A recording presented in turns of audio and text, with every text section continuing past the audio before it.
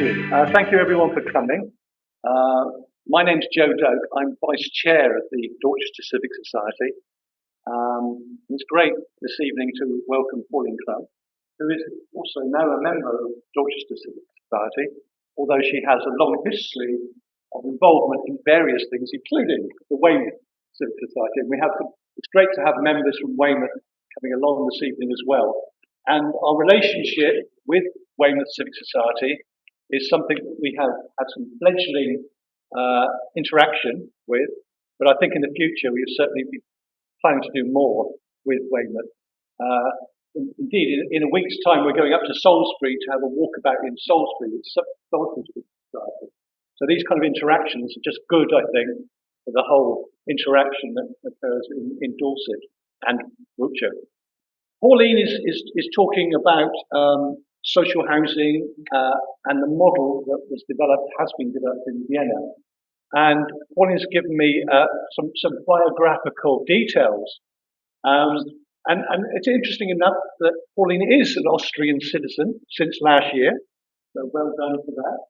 You're European, like we all are. And she is descendant from a persecuted ancestor. And she's very proud to be the daughter of an asylum seeker and an economic migrant from Austria. Had to leave Austria in 1930s, and we all know what was happening in the 1930s in Germany and Austria. He had to leave because of his political involvement in the opposition to the overthrow of the democratic government there. So again, a very significant historical moment which your family were involved in. So significant there. Her mother, interesting enough, German born, but grew up in Austria. And she, Pauline's mother, was a very capable professional cook. Something that Pauline has developed skills in as well. So I'm looking forward to being invited for some food sometime. Pauline first visited Vienna herself in 1954 to meet members of the family there. But in terms of her career, she's basically been in education with an interest in history, so that she's undertaken a number of positions, including working at Weymouth College. And indeed, she did an MA in 1988 to 91, which had a dissertation, a special subject, looking at the British refugee organisation which rescued political and Jewish refugees from Prague. So again, she's obviously developed an interest in these kind of political movements going on. Like I said, she's been involved in a number of voluntary and political organisations, both local to us, but also international. And like I say, recently she has been involved with Weymouth Civic Society, where she was chair of the planning committee with Weymouth. A very valuable skill which we can draw upon in Dorchester. The final bit of the bio I found very interesting because she is also a lifelong supporter of Luton Town, which goes back to early years and her father's influence. Luton Town, of course, now in the Premiership, so have hit the big time. Let's hope they stay there. Anyway. Well, they're playing tonight, so if anyone can keep an eye on the score, I'll be very grateful. We'll get buzzed in on that, do it. So I'm going to hand over to Pauline, and she will take the talk forward. At the end of the talk, there'll be time for questions to raise. I'm sure there'll be potentially some lively discussion about how to do social housing. A very topical issue given our current housing crisis in this country. Over to you, Pauline. Thank you. I quite like talking about my family background, but it's actually quite relevant to this because the political aspects of this were very fraught in the 30s. I'll be talking about how the Austrian social housing was funded, and that was very controversial and led to the problems that affected my father. So I've got skin in the game, as they say. So you're going to get a history lecture tonight, I'm afraid. I can't sort of crack old habits. If you go back to the sort of late 19th century, most of you will know that the Habsburg Empire was tottering along on its last legs. It was brought down by the First World War. That was a huge, almost a precursor of the European Union with all kinds of different nationalities. Surprisingly liberal. They allowed quite a lot of freedom of language and that sort of thing. But it meant that there was a great mass of people flowing around the empire, and many of them from all sorts of different places landed up in Vienna. So there was a huge housing problem, as in Britain, and very similar. The second half of the 19th century saw massive growth in populations, and particularly populations in towns, and housing didn't. So housing in Vienna was very stressed, very difficult, and pretty awful. Vienna was known, TB was known as the Viennese disease. I would imagine that virtually every large city could have taken that label as well. But poor housing and so on made this really bad.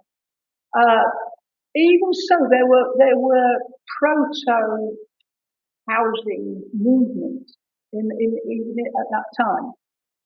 Private enterprise ones, not local government. But you've got, if you can move on, I think actually I've already jumped the first. So, first of all, this is modern Vienna. This is the Graben, one of Vienna's major shopping streets. The reason I started with this, because I've sort of jumped ahead a bit, the reason I've started with this is because this year, for the 8th out of the last 10 years time, Vienna was voted the most livable city in the world. This is according to the Economist, one of the Economist units, the Economist magazine has a sort of international thing which does this survey. And cities all over the world are nominated and voted upon. And Vienna comes out top year after year. And the basis of that, there's a score out of 100. And Vienna and the top 10 are in the 90s. And the unit, and I'm reading it, it's the Economist Intelligence Unit.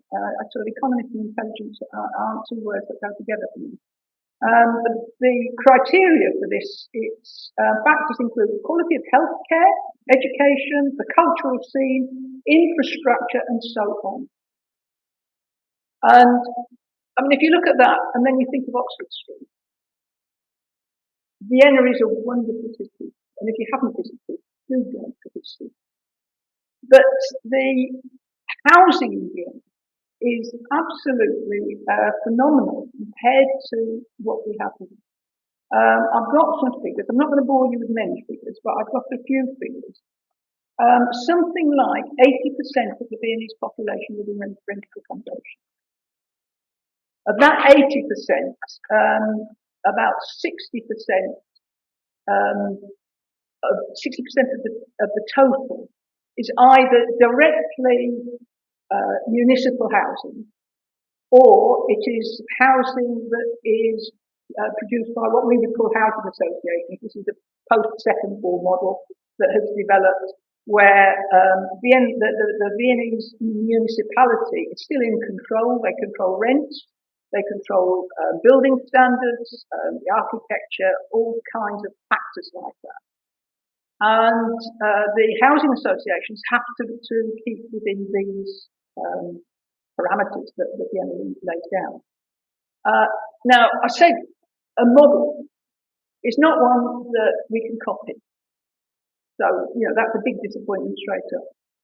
Because, it's like the old Irish thing, if you want to know the directions, you don't start from here.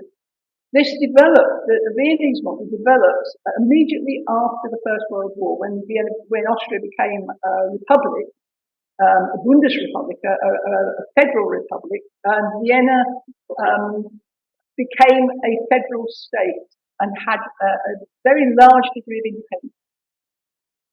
The city of Vienna, can we go to the next one, please? Expanded. You've got Vienna there, no sign of the Danube. The Danube actually follows, is that showing? I can't find it. It's sort of that line in the middle. I can't see the spot, but I hope so. You see where Donaustadt is, and on Döbling on the other side. That line down there is actually the Danube. The Danube is the Danube, the Donau Canal, which is an artificial waterway made out of it, and various other bits and pieces that go through the middle of Vienna, none of which are blue. These outer areas were added mostly in the between wars period, some before the First World War. But the Innenstadt, oh, I found it. The Innenstadt is the old core of medieval Vienna. Around it, the small, these are like our boroughs, these areas. The small area is the early expansion by the end of the 19th century, and that is surrounded by the Gürtel, which is a sort of ring road. And then outside are quite rural, in many cases, areas. Vienna, actually within the boundaries of Vienna, there are some quite significant areas of England. So if you've heard of the Heuwiger, the new wine which is drunk copiously in the autumn, they're actually, the wines are actually grown within the Vienna boundaries. So, can we go on to the next one? So, in the end of the 19th century, you got the development of these sorts of buildings. And these were called Basena. I think it's based on an Italian word, so I don't know how you but Basena, Basina the Void. And this one actually is the building where my father grew up. Those were his the windows of his windows of the flat that he lived in. These were buildings that were built by private entrepreneurs, rentiers who wanted to make money. They varied from places with single rooms of about 10 square meters to places that had flats with 2 rooms perhaps, or 3. Very few larger. They were called Basina houses because they had these things on the inner corridors. They were almost all based around a central airwell with a corridor going all the way around the interior with flats opening off it. And our flat, the family flat, was absolutely standard. You walked, the front door went straight into the kitchen. Beyond it were 2 bigger rooms which had the outer windows. Very high ceilings, quite spacious. It was obviously one of the bigger, better places. But no toilet, no running water apart from the basin outside originally. By the time I visited, my aunt had a toilet with a sort of shower over it, like a sort of wet room, and proper water and power and so on in the kitchen. But the beginning, it was very, very good, and were exploited so that quite often people slept in them in series. People called beddair, people who went to bed in the same rooms. And you could get in some of these tiny rooms, you could get up to 10 people going through that. So not surprisingly, the health situation was not good. And that led to the development of what became known as the seedling movement, settlement movement. There was quite a lot of open spaces, and these spaces, I mean, someone must have owned them, but they were not controlled very much. And families, before, but particularly after the First World War, families moved into these spaces, built these huts, dug a garden around them, which produced family food supplies, and they grew these things grew. It was estimated that by the end of the First World War, in the early years immediately after the First World War, something like 60,000 people were living in these sea-level settlements. Next one, please. To the extent that the authority, the Viennese authority, took an interest and began to develop them. So this was a siedlung, but an official one, with proper housing. I mean, almost had the look of a sort of rather upmarket castle, I think, in this country from that period. So these siedlungen, they weren't wild. What impressed the local authority was that the people within them, on the whole, regulated. They worked communally. They cooperated. So they formed a very good example of what was to follow. Next, please.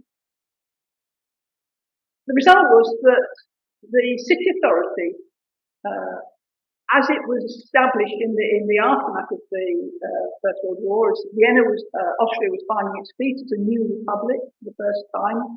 The emperor had gone in 1918. In 1921, I think, I'm not very good on the date. In 1921, Vienna was actually designated as a Bundesland, a regional authority with wider powers.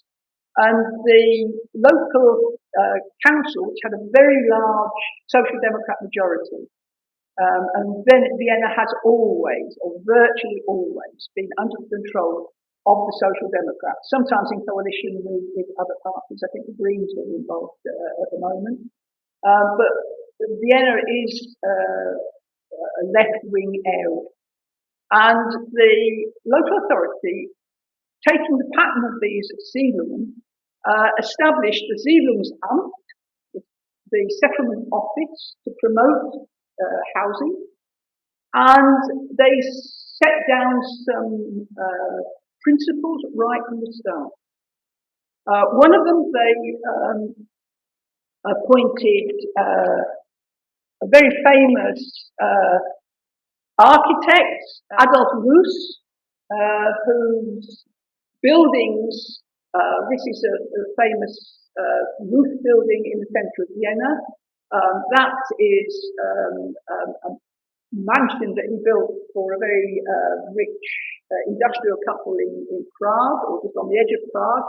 And that he was also interested in interiors, and that was the interior of another building. This was an old chateau type building, which he redesigned from the inside. And you can see, I think, very strongly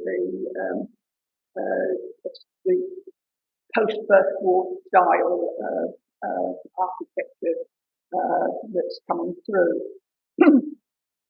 So this internationally famous, already in the early 20s, this internationally famous architect was appointed by the Viennese authority to run the office for the development of local housing.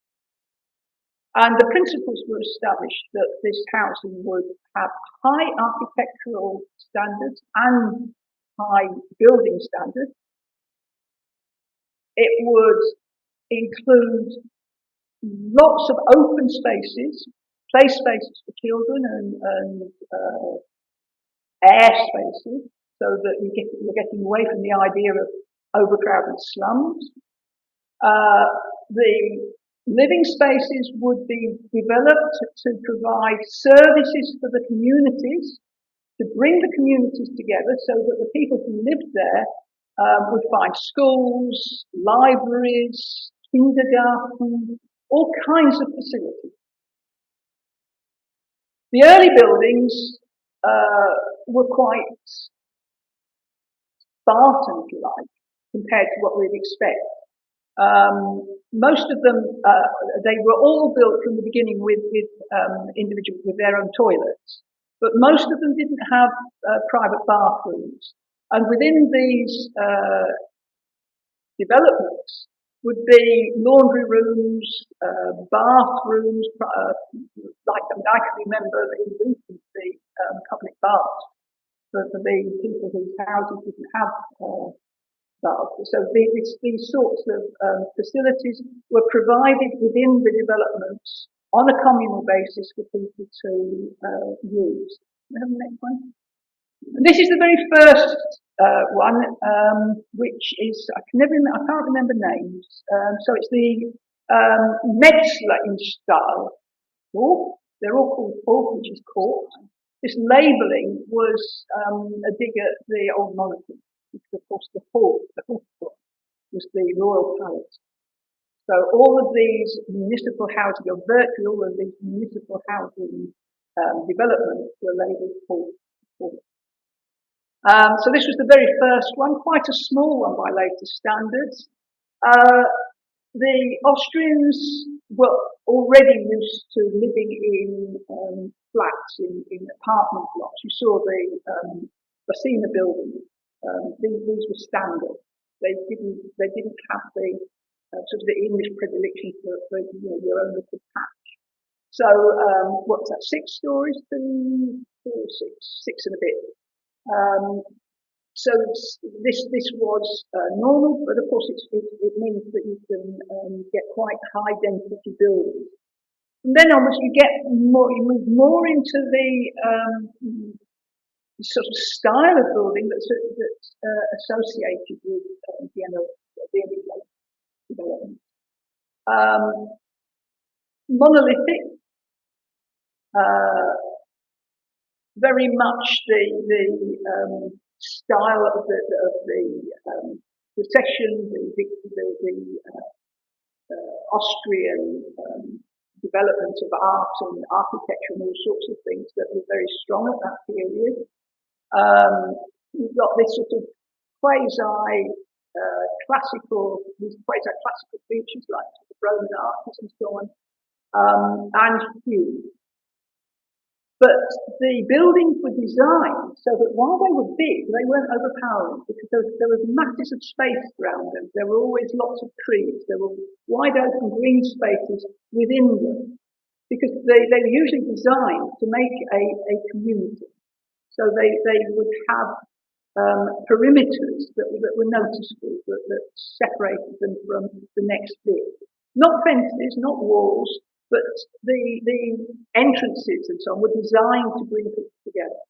And all this was deliberate and concerted to create an atmosphere.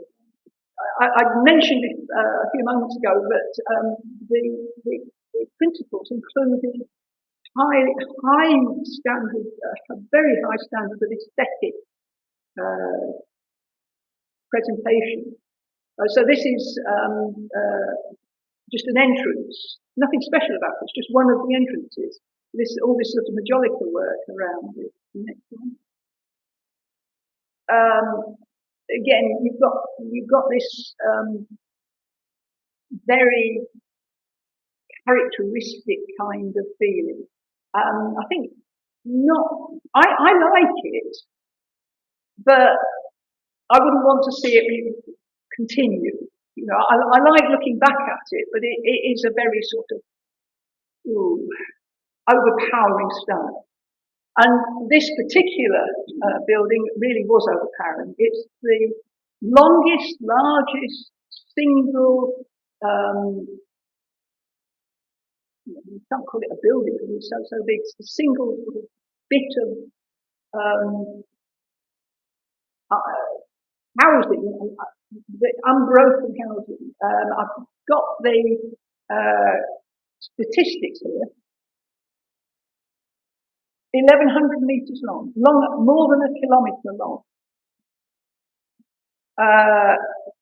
So the phrase is the longest contiguous residential building in the world.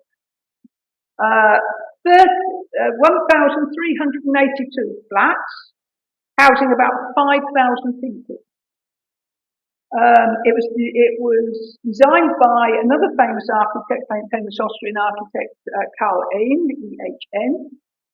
And within it, there were nurseries, a range of medical facilities, a library, shops, cafes, meeting rooms, And then the laundries and bathhouses and so on. And one of the laundries now is a museum, which is well worth a visit. I've not been there, but I've seen some of the contents online and so on, and it's really interesting, showing what Vienna is doing. So this, does anyone recognise it? You know what it's called? Well, this is called the Karl Marx Book. And of course, I mean, we say Marx and we think of Lenin and Stalin and Russia, but that wasn't what was thought about then, because of course Marx was a major historian and sociologist of the mid-19th century, and his ideas do not necessarily lead to Stalinism without a lot of help from other kinds of interventions. So Marx, even after the Soviet revolution, Marx was still recognized as a major thinker. And many of the other buildings are named after other local politicians, philosophers, together, who were respected at the time. You know when this was built? It was started in 1927 and finished in 1930. So most of what I'm talking about in this section of the talk are in that sort of period, from the early 20s through up to the beginning of the Second World War. So how on earth? I mean, all right, Vienna was a Bundesland. How on earth is that fine? And that is the question that obviously stymies people today. And because Vienna had a very strong social democratic majority, and because it was a very prosperous city, those two don't seem to sort of gel all that well together, but they're both true. The government, the Viennese government, which had tax raising powers, the social democratic government simply went for a load of wealth. If you had a car, and of course in the 1930s you had to be $50 to have a car. If you had a car, you paid tax. If you had servants, you paid tax. If you had, I can't remember the whole list of things, but I think if you had a house with over an excessive number of rooms and so on, you paid tax. The taxes weren't very great. They weren't massive on any single thing, but they brought in quite significant money. And then, of course, that's not a good reaction. Of course, once the houses were built, they brought in rent. And then there were other sources of funds from the federal government, which went to all the men. So, although it was extremely expensive, and towards the end of the talk I have got some figures, although it was extremely expensive, it wasn't so much of a burden on any individuals. Well, I mean, the people who were paying taxes on their cars and their servants didn't take that view, and there was very considerable antipathy to those taxes. But nevertheless, the success of the buildings, because they were very popular, the success of the buildings meant that there wasn't, as far as I'm aware at least, any significant reaction. And the other principle is you needed to have a relatively low income to get one of these flats in the first. When I say relatively low, I mean relatively. By the standards of the time, people who were working but had a decent salary would still be eligible for a flat. Once you got a flat, you had it for life if you wanted it. As long as there were obviously penalties if people were utterly criminal or whatever. But you didn't get thrown out. You had security of tenants. Go on, just go on, because most of them. This is the internal court of the Karl Marx Group.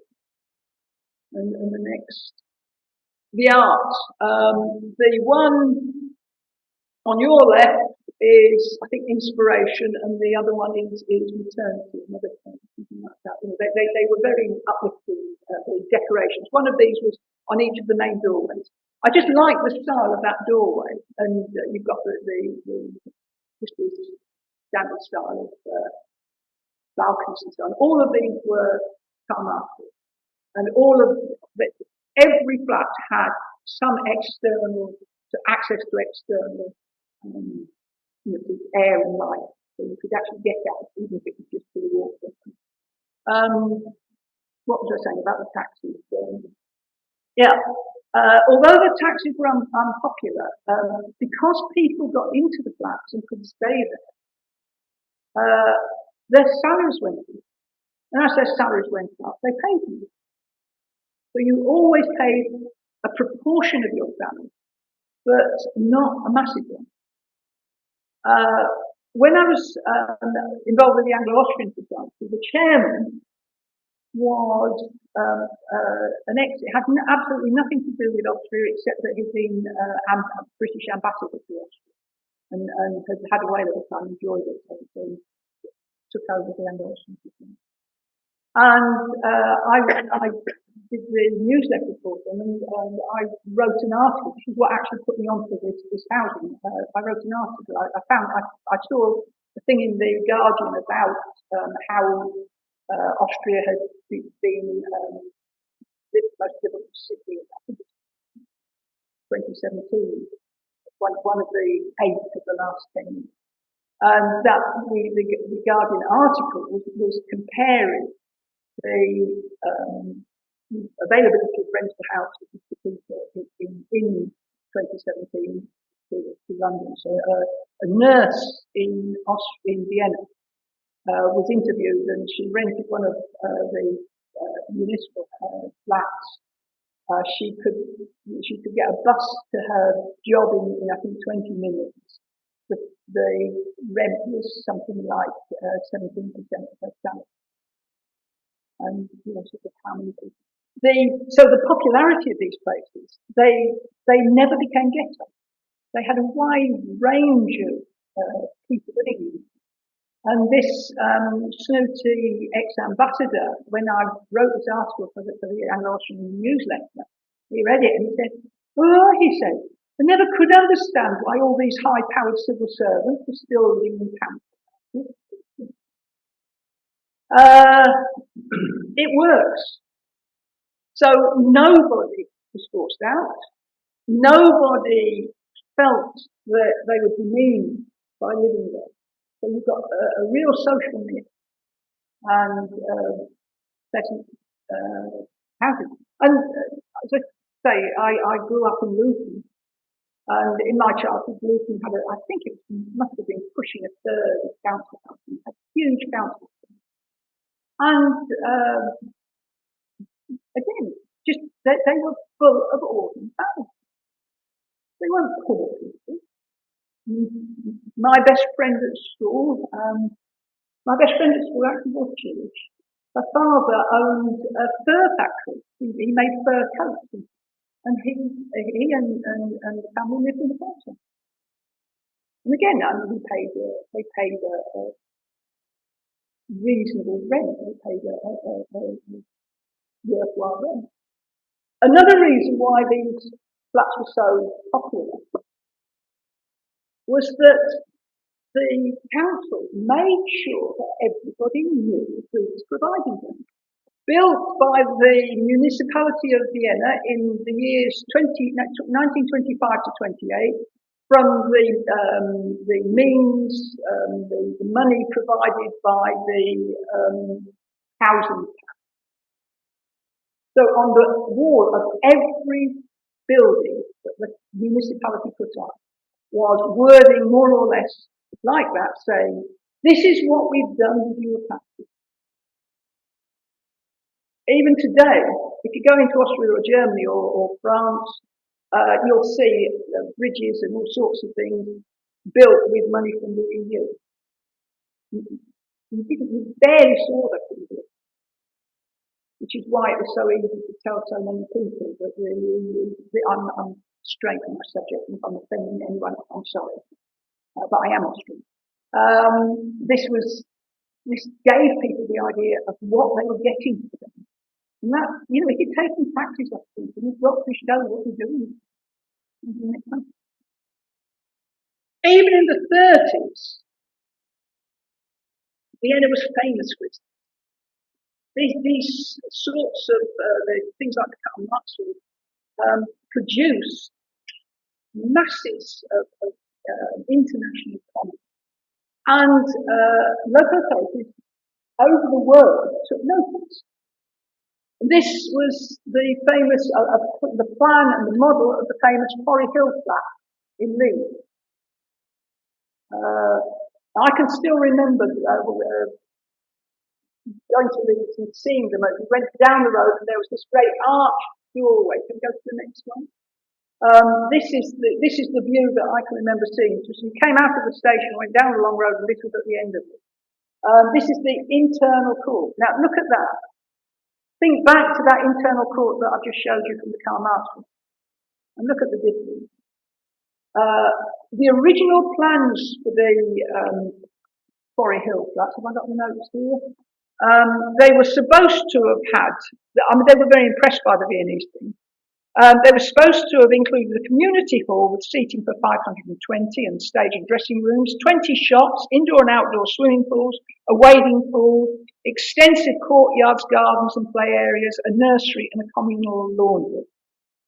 And even they planned a mortuary. But virtually none of that was built. They built the flats, and they copied some of the innovations that they got from the Austrian plans, things like rubbish chutes, so that you could just put your rubbish in at the top and it would land up in the places where the caretakers could clear. But maintenance was poor. The original building methods, they imported some kind of industrial building method from France, which proved not very effective, so that there were major problems. By the end of 40 years, these were actually pulled down in 1978, so built in the 30s, but pulled down in 78. And the people who were in them were furious. There was an article that I pulled off the internet that was written 3 or 4 years ago, I think, interviewing people who lived in, and they said, despite the sort of bleakness, they were suited to live in. There was a good community feel. The flats themselves were comfortable. And in the article, the author was saying, well, if they'd managed to hang on for another 10 years, they'd probably have been refurbished. Do you remember the Park Hill flats in Sheffield? Where they really went down. Again, a very good idea, sort of streets in the sky and all these sorts of slogans. Didn't work out, again, poor maintenance and so on. But they were taken over with private money as well as public money, refurbished, and they are now extremely popular. Again, and providing first-class housing. So, can we go on? Effectively now, what I'm going to do, I'm just going to flick through some pictures. If we go to the next. The previous building was the Frederick Engels Hall. This is part of it. Again, it was almost as big as the Karl Marx Hall, but again, monumental in its design, almost like a fortress with great towers and things. This huge tower with the clock at the top was actually the Laundry King. You have this sort of innovative use of architecture. I love the clock. I think the clock's fabulous. Next, please. The Social Democratic government of Vienna was not popular, particularly not with the Austrian fascist national government. In 1934, the government attempted to close down Parliament. There was an old law left over from the imperial times, which gave the emperor permission to close down. There had been a parliament, but the imperial parliament didn't have any power. So it didn't really matter when he closed it down. The central government, the national government, was as right-wing as the Viennese government left-wing. And saw there's a much more complicated political and historical background. But the central government wanted to crush the Viennese municipality to get them too popular. There was an uprising at the same time. The left rose. It was a proper planned to be a proper full-scale revolution, guns and all, that was going to overthrow the Austrian fascist government. This was sort of Italian Mussolini sort of fascism, not the even worse Nazi style fascism. The whole thing was completely undermined by the government forces knew exactly what was going on. The signal for this uprising was that the trams in Vienna went on strike, and at that point all the different cells, people in their cells, went off to their cellars and wherever to get their guns. If they had the guns, get their guns to stand up to the government, but because it was so infiltrated, most of them were sacrificed in the first figured out. At which point the extreme right, or even further right than the Austrian government, took over, assassinated the Prime Minister and set their own setup off. So you had this outflowing from Austria of the left wing fleeing from the aftermath of the failed revolution or uprising, and the right wing, because the right wing coup, which whatever, didn't succeed very well either. So there was quite a lot of those who had to get out because they would have been in jail otherwise, and they all fled to neighbouring countries. And it was at this point I kind of left Austria. Stripped of his Austrian nationality, because he's illegally in war.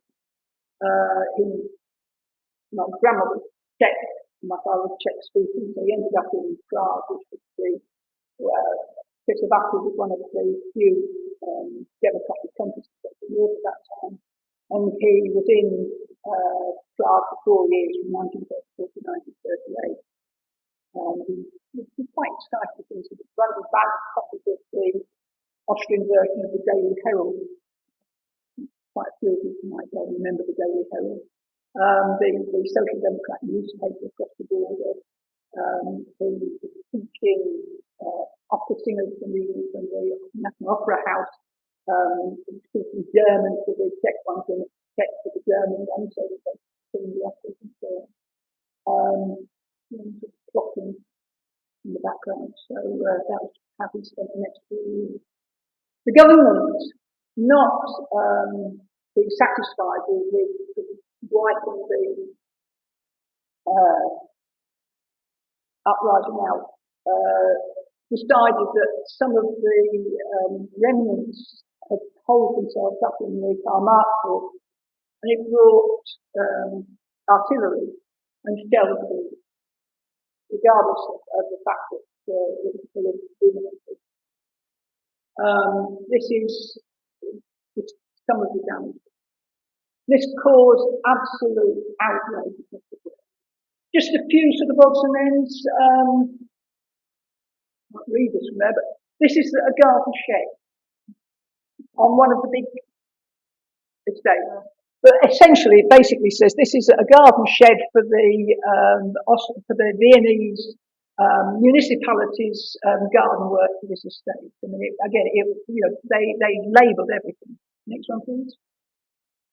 We jump forward now to after the Second World War, and Vienna is still under social democratic government. Today they're in coalition with the Green Party. Again, they do things. They really do things well. In Europe, you have coalitions of separate parties. You don't have coalitions within the party. When you have 2.5 parties at an election, you're bound to have problems because you've got such a range of different things. After the Second World War, you couldn't get away with the world on social housing, things like that. People, there wasn't any reaction against social housing in the way that it developed in this country. But people were not as happy with this monolithic organisation. The council, the municipal council, was less happy about having the vast administration. And like in this country, housing associations and work with the council. The difference was that the Viennese authorities kept all the control.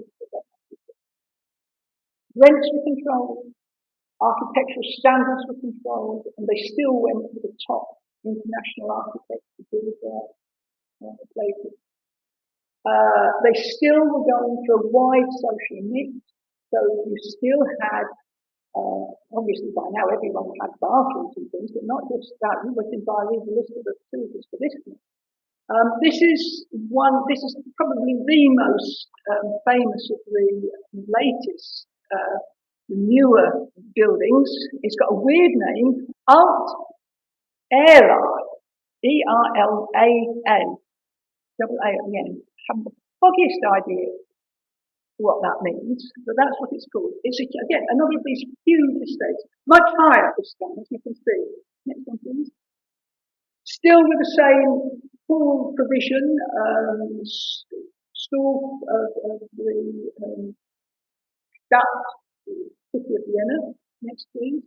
If you look at the bottom half of those blocks, they look a bit weird. If we can go back to that's it. These are the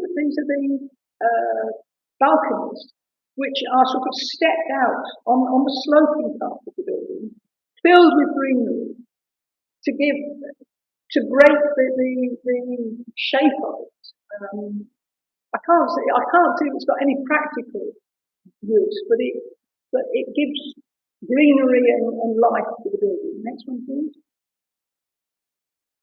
The colour of this doesn't go. You see on 6 of the blocks, these sort of patches.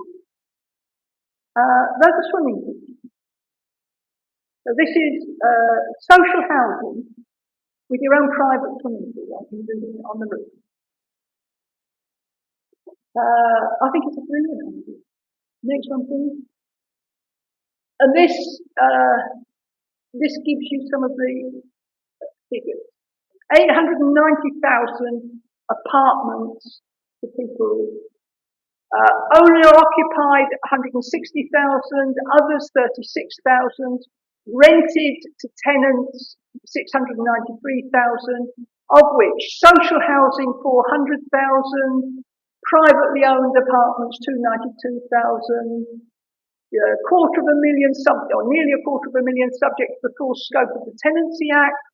Another 66,000 partially subject to it. 64,000 the old style, going right back to lease agreements and so on and so forth.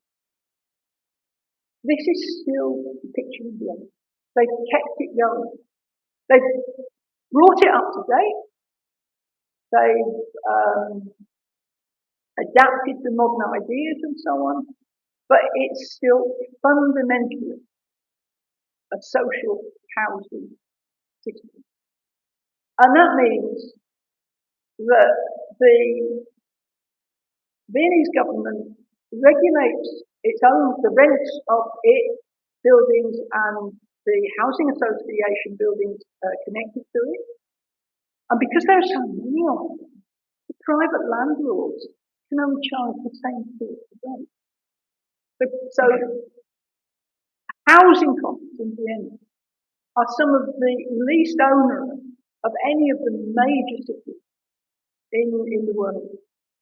And if we, next one, I think that might be, yeah, that's the last.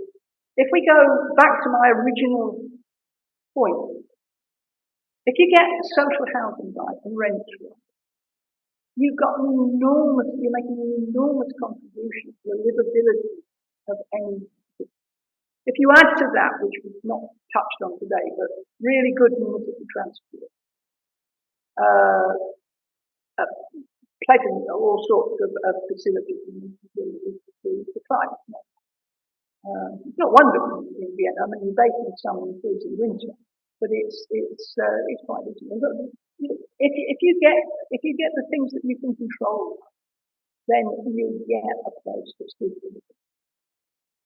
On a slightly sour note, in the article that was writing about today's or this year's livability survey from the Economist, they were pointing out that the two British cities that had been fairly high in the list had slipped some 10, 12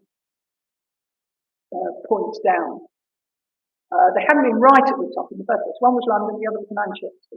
I think there were some others that was right below those. Those were the two top ones. But in the last 2 or 3 years, both of those cities have gone quite a way down.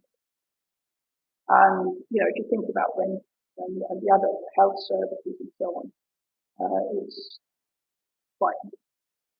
So if you can get things right, just make a huge contribution. And while you can't start with empty ground and wealth taxes in the way that the Viennese do 80, maybe 100 years ago, there is still quite a lot of those aspects that you could actually start taking on board. Decent quality art, decent quality building standards. When you build them well, decent quality maintenance. None of that has been a feature of much of British social. Mainly because the local authorities have been attached to that. So there is a lot of things. Well, I'm sure there's going to be some questions about this from different directions, so open it up to the audience. I'm really less sure it's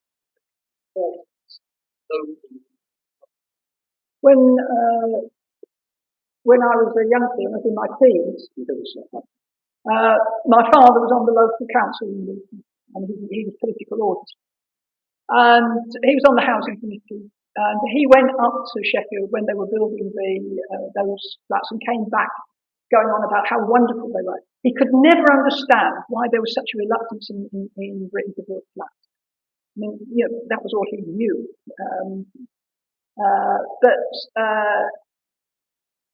When the housing committee, this was within the late 60s, the housing committee, if you go on well, you won't go on the train from here, but if you went from Sheffield to Luton on that line, you'd go past 3 ghastly power blocks, which Luton Council built very proudly in those days because it was a new thing of building good quality flats for ordinary people that were affordable and so on.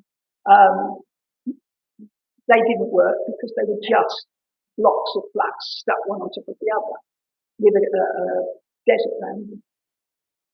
But they had the power to do it, and they built a lot of other much better stuff. Now a local authority can't build, and they can't even stop people building atrocities. But it's control with resources, isn't it? Yeah. It's the control to make the decisions, but also the resources to back those decisions with action. Yeah, but if you're building houses, you take out mortgages. I mean, local authorities, they won't call them anything, but it's effectively mortgages. You took out your mortgage, you had at least 60 years of income coming back from it. So that was a renewable resource. It was affordable. Not on the Viennese scale, but it was affordable. The population of Vienna now is about just somewhere around 2 million. The end of I looked this up because I thought this would come up. I looked this up Around the end of the 19th century, it was under 750,000, and then it jumped in something like 30 or 40 years. That period when I said the seedling were established and there was so much homelessness, it jumped something like 500,000 in something like 30 years. As all the people from the empire flooded in the disruption of the First World War. It's about 2 million now. My mother's family grew up in Byker, in Newcastle, and they were moved out of their house in the 1980s when the Byker Wall was built. Something you may know about it, but it's a big, long, curved building. I think even now what it was modelled on. Yeah. It's been hugely influential. But again, I agree with that observation. That was just flat. There was none of the community add-ons. Yeah. It staked around existing pubs and churches and shops, but it didn't add anything that new to build out the rest of that. By definition, if you're building new estates, you're bringing new people in. They haven't got a community, so you've got to help to create that community. So the social offer is part of it. Yeah. Very definitely big close with the community needs as well. I mean, if you look at the new towns, I mean, there's Letchworths and places like that, and it's some of them before the Second World War and others after. And Luton had big, they were called London Overs, but it wasn't a new town, but huge new areas of London Overs built immediately after the war to house the people who had been displaced from bombing and so on. And a lot of those were brought in sort of en masse from particular areas and had that community. And they worked. But the new towns, again, different country, you've got the little houses, semis, maybe a few terraces, but the new towns, they were more limited because it wasn't mass housing. They were a brilliant success, I think. And one of my friends lived in Letchworth, and I used to visit, and I knew that quite well. They were a brilliant success, but you needed so much more space because you weren't. One of the principles that the Viennese went for, which I didn't mention, was density. And they got very high densities, but still managed to keep the green spaces and the feeling of spaciousness. There were very good examples of social housing at the end of the 19th century. Israeli was the sort of father of the artisans' dwelling yard. And you know all those our son would call them, those London terraces, 3 bedrooms with an outshot, and those were designed round the artisans' dwelling yard. The artisans' dwelling yard said you've got to have running water. Didn't have to have a loo, you could have a earth in the backyard. But you had to have a running water. And the outshot building at the back, you go past on the train and there's these rows and rows of houses with these bits sticking out of the back. The water pipe went through there. It's the cheapest way of putting the water in. And also the sewage pipe from the privies. So that was 1868. There's been a political reaction to state housing provision in this country and in other countries. In Vienna, has there been a political backlash? Is it because of the popularity? I've got a quote here from this nurse that I was quoting at the beginning, if I can find it. I think that's the wrong thing. But there was a Guardian article about this was 2017 when Vienna won the thing again, and they interviewed this nurse. And she was saying, it's wonderful because I can live. It's 20 minutes, 30 minutes to my job, back home again. And she was aware of rents in other places, in other parts of the world. And the rents, this is the thing, the rents on average are somewhere around 20% of an ordinary salary, somewhere between 20 and 25%. In this country, it's renting a grotty little flat can take 50% of an earthly salary. It's yes. the costs, the wider costs are, on society of so much money going into, renting. Yeah, quite significant. Just looking at the Wikipedia reference for Alcalá, it said it had the highest satisfaction rating in 2008 in the whole of Vienna. Are they still building new ones? Yeah, I don't think the city builds itself anymore. The city has got very strong connections with some housing associations, less strong ones with others. But even where they've got no direct connections, the regulations mean that the housing associations have got to stick to the principles.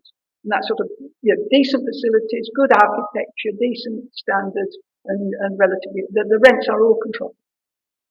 And things like pushing people out because you don't like the look on their faces. So the model has survived. The model is going strong.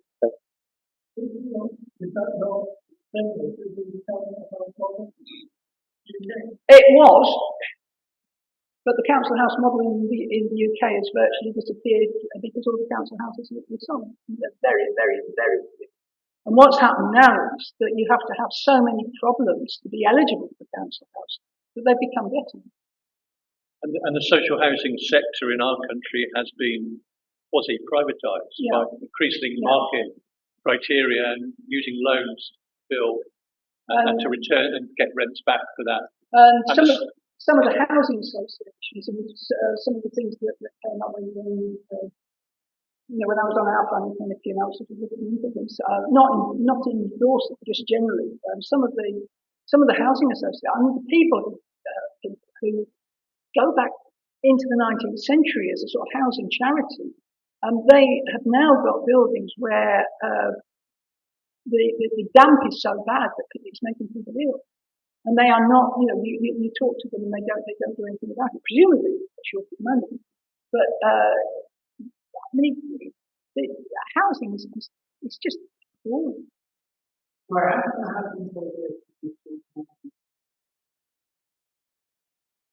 I don't know, but they are. I mean, possibly because they're paying their executives to very large sums. But they don't get subsidised like they did, so they have to borrow money. In fact, they operate in terms of financially, I think, often like developers.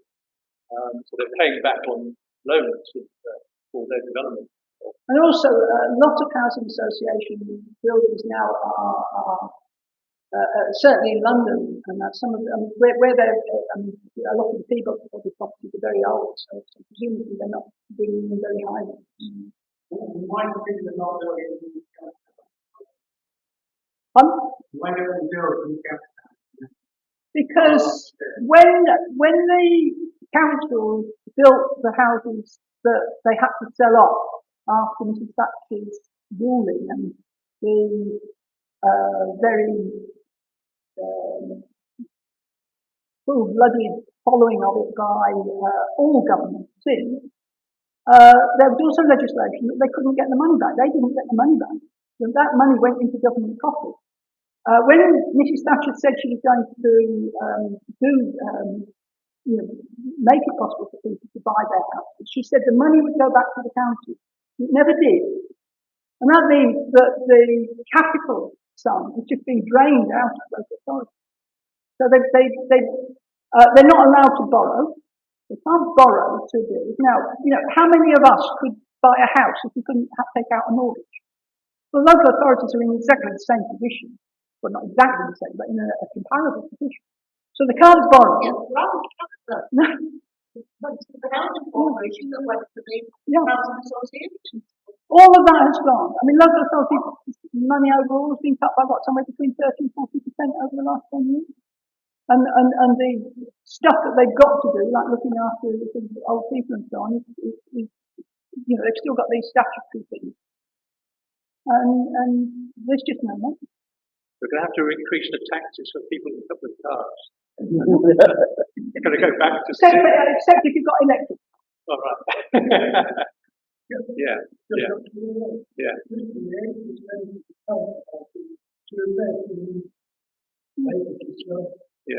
Which the financing of that, I mean, people, the reckoning is that a house has got at least 60 years of life.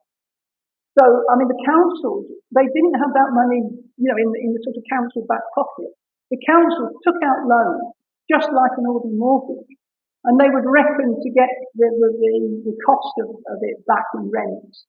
And I mean, if people were on housing benefit, then they got something from the government, from the tax fund to compensate. So they'd reckon to get the sums back from the rent, from the cost of building and providing, in something like 30 years. So the profit for a lot of houses would last a lot more than 60 years. The profits from the years after the first 30 years would go towards financing the next year.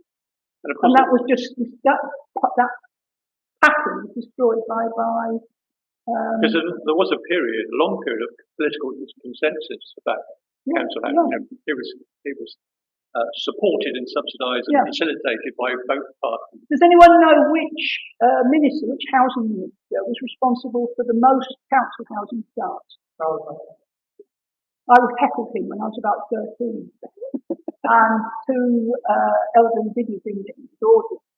I was in my school uniform on the way back. I knew he was talking in an open air meeting, and I stopped. I went there on my way back from school, and it was the 1959. You'd never had a so good election, and he was going on about how he'd never had it so good, and I brought up one or two dumb people who might not have been quite such a good position, and a couple of these elderly ladies turned on me and said, you can't vote yet, what are you doing? And Macmillan from his podium said, no, she made a point, let her have her say this. He actually defended her. Got a soft spot for him. Harold Macmillan would also be hounded out of the Conservative Party today because during the war he actually put up in Birch Grove, his country home. He actually took in refugees. Yeah. And I apologise if I've been a bit polemical, but I do get passionate. No, it's always good to have a bit of polemical input. We need a bit of political discussion generally. So thank you very much for coming along and providing it, Pauline.